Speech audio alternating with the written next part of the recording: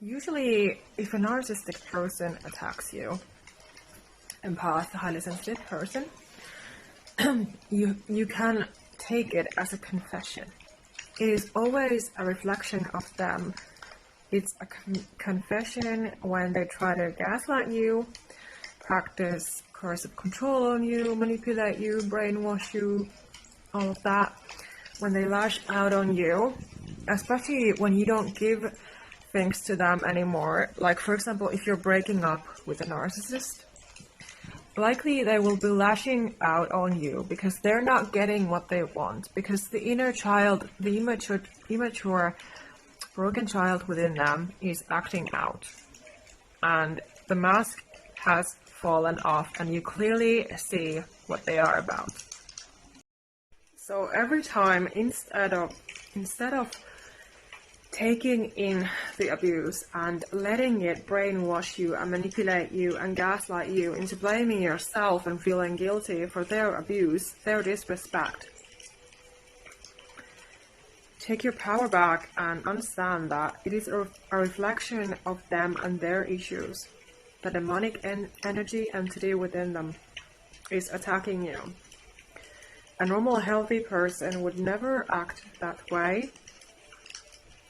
And that is just the truth. A normal, stable person, a healthy person, has no wish or desire to be attacking you in any way. They leave you alone if you want them to leave you alone, and they actually respect you. So stick to your boundaries, stick to your no. And like I've said, it should be enough when you say no once, and you don't want to be draining yourself out and getting yourself hurt again, self-sabotaging by trying to reason with them, trying to talk to them like a normal person, because they are not a normal person. So you have to be able to be as calm and firm as possible. Stick to your no. Stick to your boundaries. That's all you really can do. That's all you really have to do. You cannot be pleasing them. You cannot be giving into them and their toxic abuse. And if they call you shallow, for example, or they think that you are a shallow person, know that there's nothing shallow about you. There really is nothing shallow about being a sensitive empath, deep thinker person. We think and feel so deeply, so we're nothing but shallow. We are old souls. We are people who help and heal others, and we're definitely never superficial or shallow at the core of ourselves. So don't take those accusations in, and know who you are. And our qualities, our sensitivity, our gifts, they're not something that can be turned off and on. It doesn't work that way, because it's who you are. It's not a diagnosis, it's not a disease.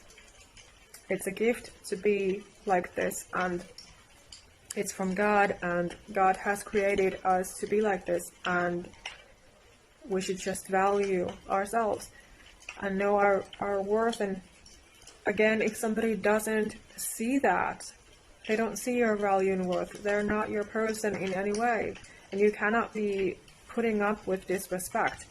You have to be firm in your boundary setting.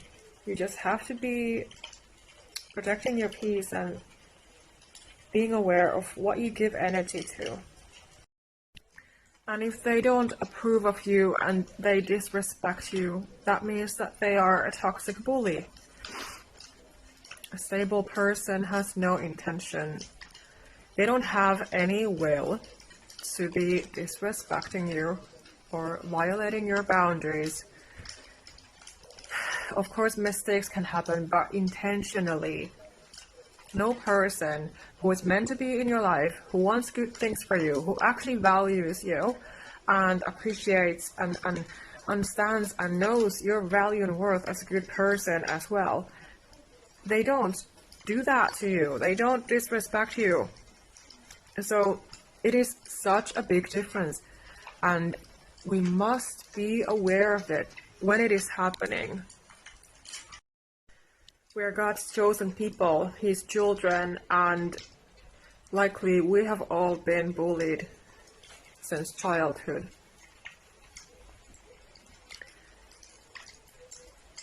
And so likely you are as well very tired and drained out and fed up with all kinds of disrespect and bullying,